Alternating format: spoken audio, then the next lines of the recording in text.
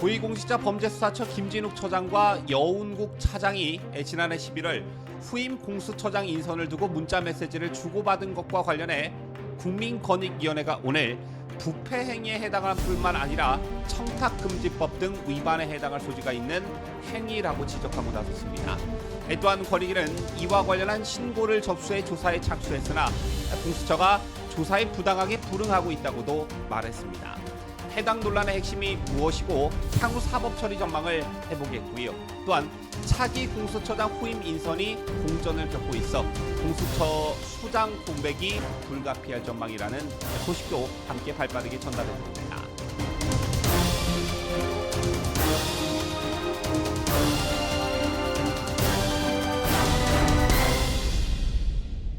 시청자 여러분 안녕하십니까? 뉴스데일리 베스트 미네커입니다.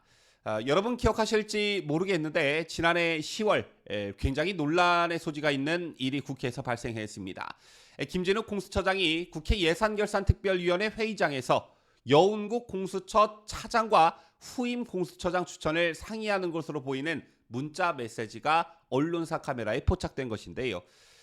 법적으로 공수처장은 후임자 추천에 관여할 수 없게 되어 있습니다.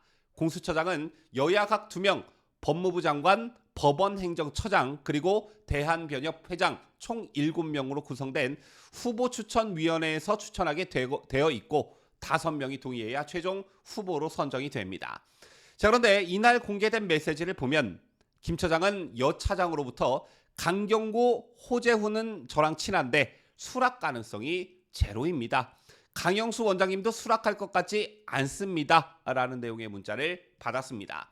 여 차장이 언급한 인물들은 모두 판사 출신 변호사들이었는데요. 제2 김 처장은 예 알겠습니다. 수락 가능성이 높다고 사람 추천할 수도 없고요. 참이라고 답장했습니다. 이어 지난번에도 차장 후보로 검사 출신은 그래도 오겠다는 사람들이 있는데 판사 출신은 쉽지 않을 겁니다. 라고도 했습니다. 이 밖에도 김진욱 공수처장과 여운국 차장은 서울중앙지법 영장전담부장판사의 이름을 거론하면서 특정 영장전담판사를 피하기 위해 구속영장 청구 시기를 고르는 내용의 대화를 나누기도 했습니다.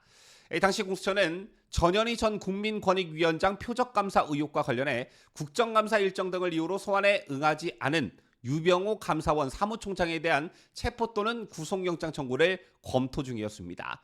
자, 이에 여 차장은 이날 김 처장에게 5번째 영장은 처장님께서 말씀하신 대로 시기를 신중하게 고려하겠습니다. 라는 메시지를 보냈고 이에 김 처장은 윤재남, 이민수 1패식으로 그래도 유 부장만 피하면 두 사람은 등등할 것 같습니다. 이번에 결과를 보니까요. 라고 답장했습니다. 김 처장이 언급한 유 부장은 유창훈 서울중앙지법 영장전담 부장판사로 보여졌는데 윤재남, 이민수, 유창훈 부장판사는 모두 서울중앙지법 영장전담 부장판사로 공수처가 청구한 영장실시심사를 담당했습니다. 공수처는 당시까지 4번의 영장을 청구했고 문자를 주고받던 시기를 기점으로 최근엔 이민수 부장판사가 지난해 8월엔 윤재남 부장판사가 공수처가 청구한 구속영장을 기각한 바 있습니다. 김 처장과 여 차장은 그럼에도 유창훈 부장판사보다는 두 사람이 영장 발부 가능성이 높다는 대화를 나눈 것인데요. 이때 무슨 말이 나왔느냐? 바로 공수처장과 차장이 판사 쇼핑을 논의한 것이라는 그런 지적이 나왔었습니다. 어쨌든 두 사람의 메시지가 공개되면서 공수처장이 후임자 추천에 관여하고 있는 것 아니냐는 비판이 제기됐는데요. 이에 공수처는 개인적인 대화라면서 공수처가 후임자를 추천할 수는 없지만 처장 입장에서는 후임자에게 관심이 있을 수밖에 없지 않겠느냐 인물평을 묻는 정도로 두 분이 개인적인 대화를 나눈 것이다 이렇게 해명한 바 있습니다. 그리고 그 뒤 국민권익위원회에 이것과 관련한 부패 신고가 접수됐고 오늘 권익위의 이 사건에 대한 판단이 발표됐습니다. 결론부터 말씀드리자면 해당 사안은 부패 행위에 해당할 뿐만 아니라 청탁금지법 등 위반에 해당할 소지가 있는 행위라는 게 권익위의 판단이었습니다. 김진욱 처장이 말년에 좀 골치 아프게 생겼다. 자칫 공수처 처장이 법의 심판대에 서는 일이 생길 것 같다. 이런 느낌이 드는데요. 정승윤 권익위 부패방지 담당 부위원장 겸 사무처장은 오늘 오후 정부 세종청사에서 공수처에 대한 부패 신고 사건 처리 경과를 공개하면서 공수처장과 차장이 후임 공수처장 인사에 위법하게 관여했다는 내용이 권익위에 신고가 됐고, 이에 권익위가 피신고자들에게 수차례에 걸쳐 면담 조사를 요구했지만 이들은 계속 불응하는 데 이어 금일 10시로 예정됐던 출석 요구에도 응하지 않았다라고 했습니다. 수사기관의 수장이 권익위 요청에 계속해서 거부를 하고 있다는 것인데, 제2의 권익위가 이 사건을 본격적으로 공론화하면서 여론전에 나서는 분위기가 감지됩니다. 자, 그러면서 정승윤 권익위 부위원장은 신고 내용을 검토한 결과 공수처장과 차장 사이에 주고받은 문자 메시지 내용은 공직자의 인사청탁에 관한 사항으로 부패방지 권익위법에 따른 부패행위에 해당할 뿐만 아니라 청탁금지법 및 공무원 행동강령 위반에도 해당할 소지가 있는 그런 행위였다고 밝혔습니다. 앞서 언급해드렸다시피 공수처는 지난해 말 언론을 통해 공수처장과 차장이 주고받은 문자 메시지는 공수처장 후보에 대해 사적으로 의견을 교환한 것에 불과하다고 해명했지만 권익위는 단호했습니다. 정승윤 권익위 부위원장은 문자 내용의 구체성과 중요성, 그리고 문자를 주고받은 장소와 시간 등에 비춰볼 때 피신고자들의 해명을 믿는 국민은 거의 없는 것 같다, 이렇게 일갈하기도 했습니다. 자, 사실 이 문자 파동은 엎친 데 덮친 격이라는 표현이 딱 맞을 듯합니다. 2021년 1월 출범 이후 초라한 성과로 내내 비판을 받아온 터에 월권과 영장판사 고르기 논란까지 빚어지면서 공수처의 존재 가치에 대한 회의론을 부추기는 일이 발생했기 때문인데요.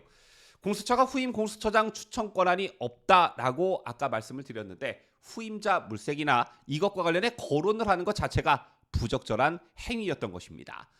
김 처장은 후임자를 예상한 것이라고 변명하고 있으나 후보 추천위원이나 정치권 로비를 깔고 있는 게 아니냐라는 해석도 가능하기 때문에 할 말이 없는 어이없는 짓거리를 김진욱 공수처장이 한 것입니다.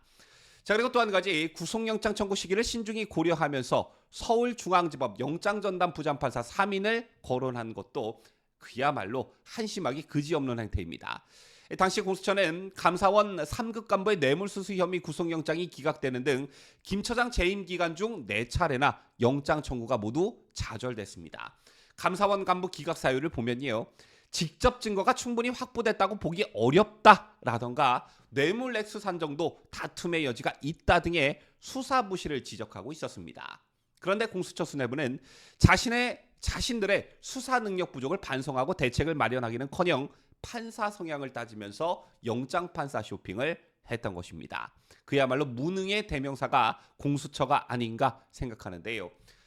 현재 김진욱 고위공직자범죄수사처 처장의 임기는 이번 달 20일까지로 이제 10여일밖에 남지 않은 상황입니다.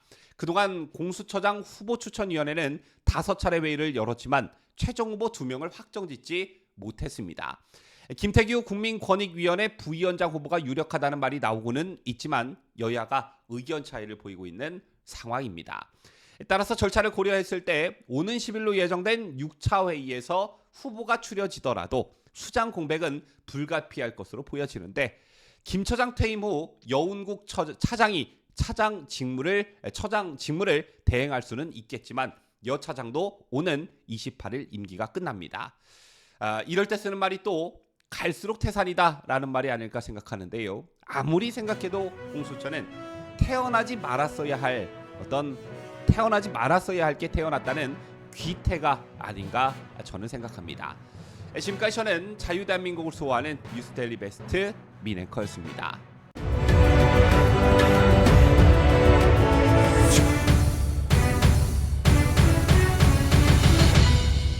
함께해요. 뉴스데일리 베스트.